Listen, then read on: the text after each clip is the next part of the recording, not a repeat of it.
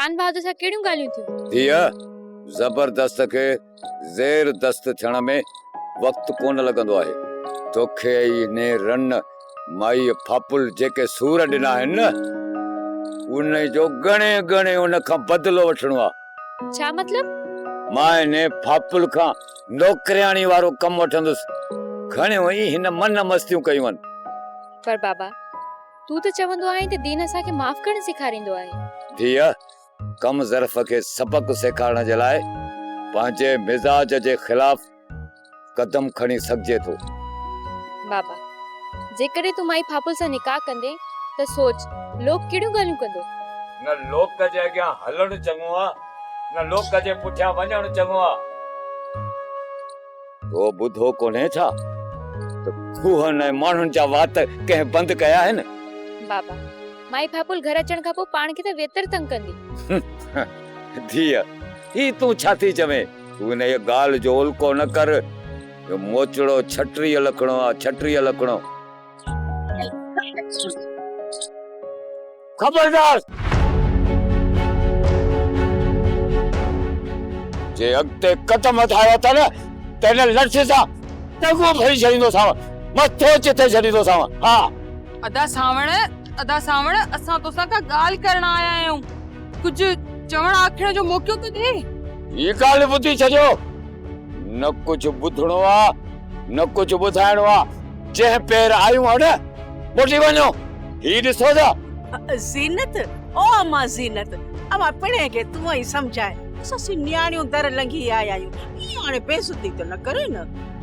बाबा, तुननि जी ॻाल्हि त ॿुध। मनी न मनी तुंहिंजी मर्ज़ी आहे। धीअ, तूं इन मामले में चुप रहो। इन्हनि खे चओ त मतां मुंहिंजो सब्र जवाब ॾेई वञे ऐं मां हिननि खे लठियूं हणी घर मां कढी छॾियां। मां चवांव थो हली वञो हितां। ॻाल्हि ॿुध, खुथल पोड़ा झूना जहाज। ई शराफत इन्हे में अथई त तूं निकाह करण खां इनकार करे छॾ। ॾाढो सुठो थींदई। ऐं न त मरी वेंदे, अजायो मरी वेंदे। मूं सांडे जहिड़ा या जेका खलड़ी अथई न, इहा बि पुठनि था लाहे छॾींदी सही। हा, ॻाल्हि ॿुध मुंहिंजी। ऐं ज़ीनत ते जेको मूं इल्ज़ाम हयो आहे न, आऊं इहो ॾंढो भरण लाइ तयार आहियां। तूं बसि शादी खां इनकार कर। ऐं हा, जेकॾहिं तो शादी का इनकार न कयो ऐं ज़ोरी ज़बरदस्ती शादी कराई न, ऐं हिन घर में आऊं आयसि, पोइ त तूं मूंखे सुञाणी थो। अहिड़ो हशर कंदी सही, अहिड़ो हशर कंदी सही जो 4 ॾींहं पोइ वञी हा न ला वटि, ओ 2 ॾींहं अॻु में वेंदे पूरो कंदी सही। पोइ ये खान बहादुर ॾांहुं वञण जी हिम्मत बि कान थींदई, न को वञजाइं। एड़ियूं फड़कियूं ॾींदे जो फत के ओबासी ॾियण जो टाइम बि कोन मिलंदई। जी बिस्मिल्लाह, तूं हिकिड़ो दफ़ो मुंहिंजे निकाह जे लीके में अच।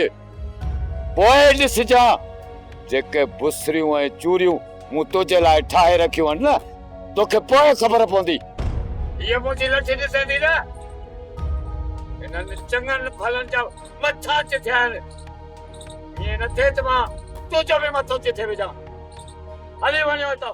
वेरुन जी वस्ती, वेरुन जी वस्ती। सब्सक्राइब कयो असांजो ऑफिशियल YouTube चैनल सिन TV HD ड्रामा ऐं वधीक अपडेट लाइ बेल आइकन खे क्लिक करियो।